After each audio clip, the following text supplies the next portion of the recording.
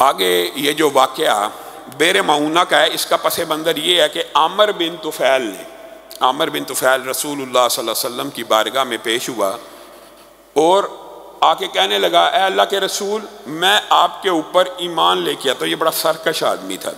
میں آپ کے اوپر ایمان لے کے آتا ہوں، لیکن اس ایمان لانے کے بدلے میں آپ مجھے یہ دیں، آپ مجھے، آپ کے بعد خلیفہ میں، آپ کے بعد بادشاہت میری، آپ ابھی میرے سے یہ ایگریمنٹ کریں، میں آپ کی باتوں کو قبول کروں گا۔ یا تیسری بات ہے، اگر آپ نے جبر بھی کیا، ڈرانے کی کوشش بھی کی،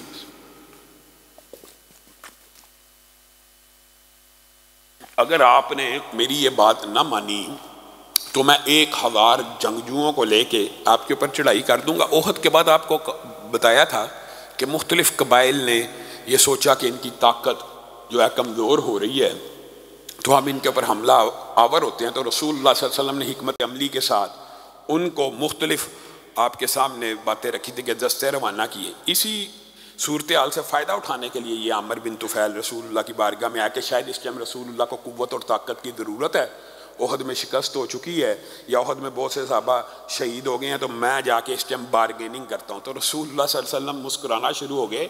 نبوت کا یہ مقام نہیں ہوتا کہ کسی سے اس طرح کی بارگیننگ کر لی جائے کہ میرے بعد تو خلیفہ ہوگا، یہ تو ایمانیات کا مسئلہ ہوتا ہے کہ خلافت اللہ رب العزت نے کس کو دینی ہے، اور اس کے جو شرائط ہیں وہ بھی قرآن پاک میں موجود ہیں کہ صاحب علم ہو، صاحب تقویٰ ہو۔ اس وقت یہ ہمارے ہاں جو معاشرے میں چلا ہوا ہے، جس کو مرضی وزیر اعظم بنا دیا جائے، وزیر اعظم یا ریاست کا یا تخت رسول کے وارث کی ایک شرط یہ بھی ہے کہ وہ عالم بھی ہو، اس کے پاس علم دین بھی ہو۔ یہ بات تو ہر ضمنی طور پہ ہے، تو رسول اللہ صلی اللہ علیہ وسلم نے اس کو انکار کر دیا، وہ چلا گیا۔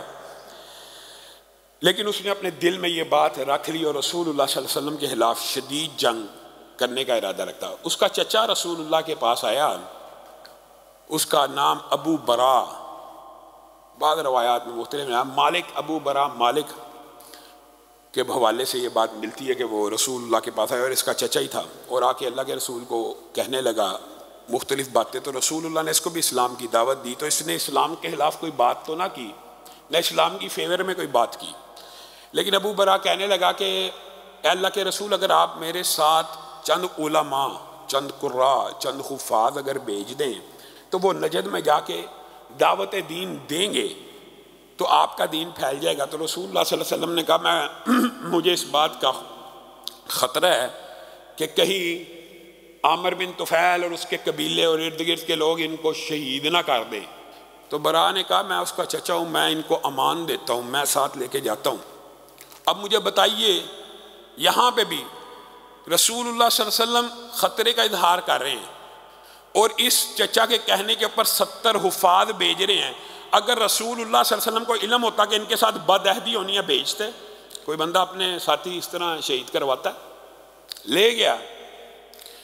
برا نے، بعض روایات میں یہ بات ملتی ہے کہ ابو برا جو ہے وہ بنیادی طور پہ حقیقت میں ان کو امان دینا چاہتا تھا، لیکن چونکہ سردار اور اس وقت قبیلے کی کمان عامر بن طفیل کے ہاتھ میں تھی، تو وہ جیسے ہی اس کے علاقے میں پہنچے اس نے بنو عامر کو آواز دی ان کو تحقیق کیا جائے، تو ابو برا نے روکا، ہرگز نہیں، یہ میری امان میں ہے۔ تو اس نے پھر بنو سلیم کو آواز دی، انہوں نے اس کی آواز پہ لبیک کہا اور ان صحابہ کو تحقیق کرنا شروع کر دیا۔ صحابہ شہید ہوتے گئے، نہتے تھے، 100 سے زائد ظالموں نے ان صحابہ کو، اور یہ امت کے لیے ایک بہت بڑا سانحہ بھی تھا۔ یہ کون لوگ تھے؟ اصحاب صفا کے، قرآن کے قاری، پورے قرآن یاد ہیں، رسول اللہ کی سینکڑوں ہزاروں حدیثوں کے حافظ ہیں، اور رسول اللہ صلی اللہ علیہ وسلم نے ان کو بھیجا ہے تبلیغ دین کے لیے، اور ان کے ساتھ یہ معاملہ ہوا، یہ بیچارے نہتے نال۔ ہمیشہ اسلام میں یہ دو گروہ پیرلل موجود رہے، یہ بھی بات یاد ہے، ایک محدثین کا، ایک مجاہدین کا۔ محدثین جہاد بھی کرتے رہے، لیکن بالعموم جو محدثین یا دین کے طلبہ ہوتے ہیں وہ جنگ و جدل کے ماہر نہیں ہوتے، جہاد کرتے ہیں لیکن وہ مہارت نہیں ہوتی جو مجاہد میں ہوتی ہے۔ تو یہ بیچارے بری طرح مقابلہ کرنے کی کوشش بھی کرتے رہے، لیکن کسی کو نقصان نہ پہنچا سکے، ہتھیار بھی نہیں تھے، نہتے تھے۔ ان 70 کو بے دریغ انہوں نے، بنو سلیم نے جب قتل کرنا شروع کیا تو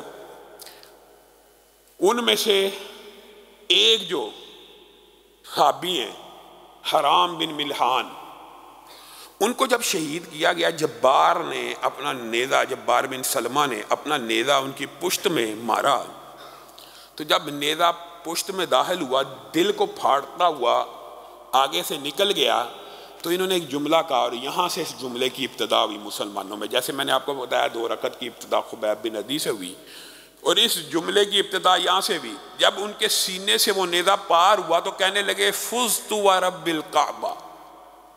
اب بتائیے آزمائش اور تکلیف اور درد کا اس سے بڑا میدان کیا ہو کہ بندہ شہید ہو رہا ہے اور بندہ مر رہا ہے. شہادت جو سمجھتے ہیں ان کے لیے تو یہ بات الگ ہے، لیکن ان کے لیے، کفار کے لیے، کہ ایک بندہ مر رہا ہے اور مرتے ہوئے کہہ رہا فزت ورب الکعبہ، اللہ کی قسم، رب کعبہ کی قسم، میں کامیاب ہو گیا. تو جبار بن سلمہ کانپ اٹھا، یہ کیا جملہ ہے؟ پھر پوچھنے لگا یہ اس نے مرنے سے پہلے کیا کہا؟ اس نے کہا کہ میں اللہ کی بارگاہ میں پیش ہو رہا ہوں، میں کامیاب ہو گیا. تو جبار بن سلمہ اسی ایک جملے کی وجہ سے اسلام کو قبول کر لیتے ہیں. اسی ایک جملے، خود شہید کی ہے اور خود ان کے سامنے ایک صحابی نے یہ جملہ کہا، خود اس جملے سے متاثر ہو کے بعد میں اسلام قبول کیا. یہاں پہ محدثین نے اس واقعے کے نیچے ہر بڑی لمبی چوڑی صراحت کی ہے، جو کئی مرتبہ آپ کے سامنے رکھ دیتا ہے ایک روین کے طور پہ، کہ شہید جو ہوتا ہے نا، حقیقت میں جب وہ شہید ہو رہا ہوتا ہے اس کو اتنی درد بھی نہیں ہوتی، حدیث کے الفاظ ہے، جتنی چونٹی کے کاٹنے کی آپ کو اور مجھے درد ہوتی، اتنی درد بھی نہیں ہوتی. پھر اس کے جو فضائل اور مناقب ہیں کہ خون کا قطرہ نہیں گرتا، اللہ گناہ بھی معاف کرتا ہے. خون کا قطرہ نہیں گرتا، اللہ جنت کا ٹھکانہ اسی دنیا میں دکھا دیتا ہے. یہ شہید کے لیے اعزاز ہے. خون کا قطرہ نہیں گرتا، اللہ تعالیٰ عذاب قبر سے محفوظ کرنے کا اعلان کر دیتے ہیں. خون کا قطرہ نہیں گرتا، اللہ تعالیٰ اپنی بارگاہ میں پیش کرنے کا فرشتوں کو اعلان کر دیتے ہیں کہ ڈائریکٹ اس کو لے آؤ. کوئی عذاب قبر نہیں، کوئی وہ جو معاملات دنیا کے اندر دیگر عام امتیوں کا جو برزخ کا معاملہ ہے وہ اور ہے، شہید کی برزخ کا معاملہ اور ہے. شہید کو اللہ تعالیٰ نے اسپیشل یہ ایک پروٹوکول دیا کہ اس کو مردہ بھی نہیں کہنا، حقیقت میں ہے بھی نہیں، اس لیے ہے عالم برزخ میں. زندگی شہید کی بھی عالم برزخ ہی کی ہے. شہید کا مطلب یہ ہے کہ زندہ ہے، لیکن اس کا یہ مطلب ہرگز نہیں ہے کہ وہ زندہ ہے تو اس کی جو بیوی ہے وہ بیوہ ہی نہیں ہوئی، یا وہ آگے شادی نہیں کر سکتی، یا اس کی وراثت تقسیم نہیں ہونی. بعض لوگوں نے عجیب و غریب فلسفہ میں، جی شہید زندہ ہیں جی، جمعرات کے دن اپنے گھروں میں آتے ہیں جی، جو اولیاء اللہ ہیں، جو مومن ہیں، یہ جی جمعراتوں کو اپنے گھروں میں آتے ہیں. یہ کیسا فلسفہ؟ یہ یعنی ان روایات سے یہ اخذ کر لینا، اگلی باتیں اپنی طرف سے، جمعرات کی جمعرات آتے ہیں جی، جمعرات کو ہمیں یہ کچھ نہ کچھ پکانا چاہیے. بیچارہ شہید اپنے گھر آ رہا ہے، یا ولی یا مومن، بیوی نے دوسری شادی کر لی ہوئی ہے، اجازت ہے شریعت کی طرف سے، شہید کی بیوہ کو شادی کی اجازت ہے کہ نہیں؟ اولیاء اللہ کی بیوہ کو بھی اجازت ہے. یہ گھر آ رہا ہے جمعرات کے دن، بیوی نے شادی کی ہوئی ہے.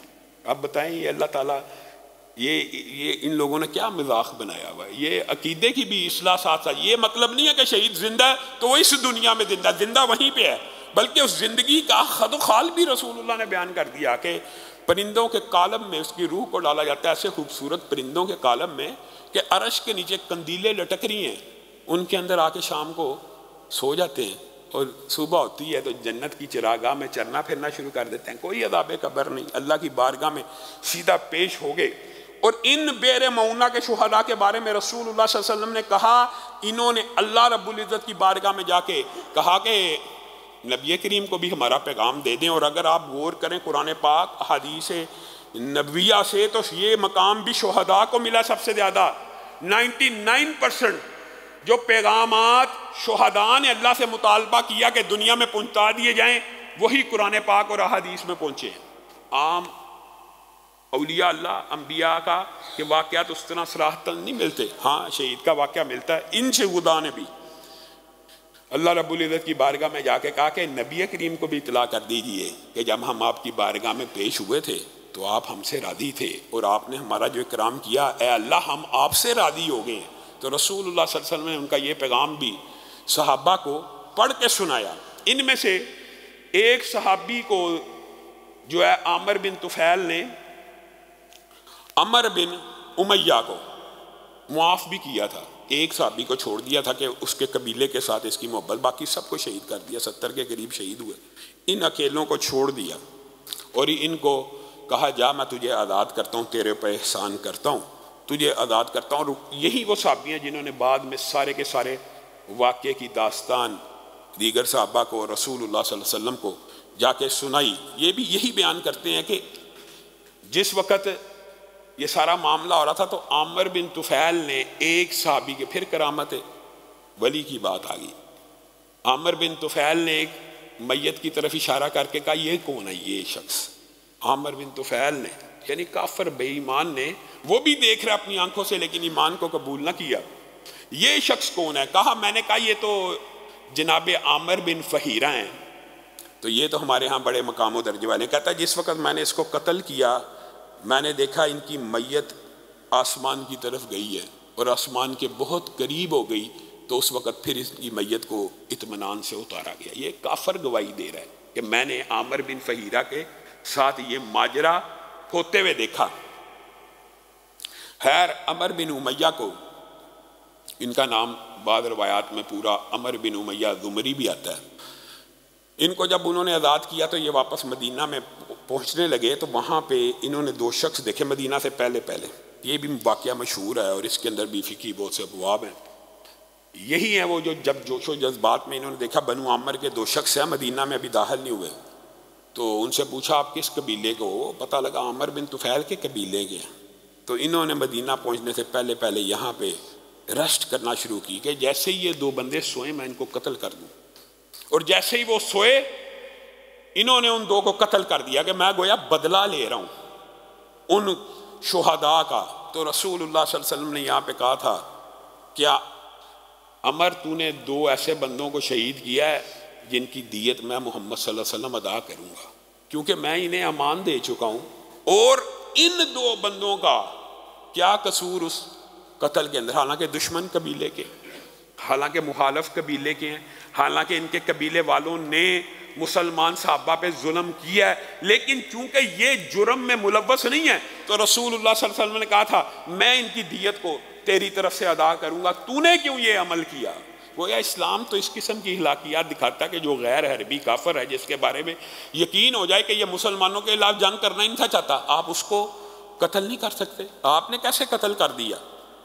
پھر عمر بن امیہ نے یہ سارے کا سارا واقعہ رسول اللہ صلی اللہ علیہ وسلم کی بارگاہ میں رکھا۔ اب مجھے بتائیے، یہاں پہ بھی یہ بات سمجھ آتی ہے کہ رسول اللہ صلی اللہ علیہ وسلم کو اگر علم ہوتا کہ 70 میرے امت کے عالم محدث اتنے بڑے قراء شہید ہو جانے، رسول اللہ صلی اللہ علیہ وسلم بھیجتے۔ اور پھر جب عمر بن امیہ نے آ کے رسول اللہ صلی اللہ علیہ وسلم کو سارا واقعہ بیان کیا نا، تو رسول اللہ صلی اللہ علیہ وسلم اس واقعے سے اتنا غمگین ہوئے تھے۔ یہ بات بھی سمجھ لیجئے، یہ وہ وقت ہے کہ جس وقت رسول اللہ صلی اللہ علیہ وسلم نے 5 نمازوں میں، 5 فجر ظہر عصر مغرب عشاء 5 کی 5 نمازوں میں 30 دن پورا ماہ لگاتار ان لوگوں کے خلاف بد دعا کی، لگاتار بد دعا کی۔ صحابہ کہتے ہیں عجیب معاملہ تھا، فجر ہوتی رکوع کے بعد رفع یدین کرتے اور ان کے لیے بد دعا شروع کرتے، ظہر ہوتی رکوع کے بعد رفع یدین کرتے ان کے لیے بد دعا کرتے۔ پورا ایک ماہ رسول اللہ صلی اللہ علیہ وسلم نے ان بے ایمانوں کے لیے بد دعا کی، اور رسول اللہ صلی اللہ علیہ وسلم نے نام لے کے بھی کہا اللہم اکفینی عامرہ، اللہ مجھے عامر کے شر سے، ہمارے صحابہ کو عامر کے شر سے بچا۔ تو اللہ رب العزت نے عامر کی گردن کے اندر ایسی گلٹی پیدا کی جو طاعون نما تھی، اور رسول اللہ صلی اللہ علیہ وسلم نے وہاں پہ بیٹھے بیٹھے صحابہ کو اطلاع کر دی اللہ تعالیٰ نے میری بد دعا کو سن لیا اور اس کی گردن میں ایک ایسی گلٹی پیدا ہو گئی ہے جس کی وجہ سے وہ مر جائے گا۔ اور ایسا ہی ہوا، وہ آخری دن ایک تو اس کی جو سارے کے سارے خواب تھے بادشاہت کے، خلافت کے، وہ بھی ٹوٹ گئے، اور رسول اللہ صلی اللہ علیہ وسلم کے خلاف اس طرح کی حرکت کرنے کے سبب لوگ آہستہ آہستہ اس سے دور ہوتے گئے۔ جب گلٹی پیدا ہوگی کوئی اس سے سلام نہیں تھا لیتا کہ یہ بیماری متعدی نہ ہو، ہمیں نہ لگ جائے۔ خیر ایک عورت نے اس کو ایک گھر میں پناہ دی، جب وہ بالکل تنگ آ گیا تو اپنے اوپر خود ہی بد دعائیں اور لعنتیں بھیجنے لگا اور کہا مجھے گھوڑا دے دو، گھوڑے کے اوپر سوار ہوا، گر کے مر گیا۔ یہ رسول اللہ صلی اللہ علیہ وسلم کی دشمنی کا انجام اس نے اپنی زندگی میں بھی بھگت لیا۔ اللہ رب العزت جو کہا گیا ہے، جو سنا گیا ہے، اس کو سمجھنے کی توفیق عنایت فرمائے۔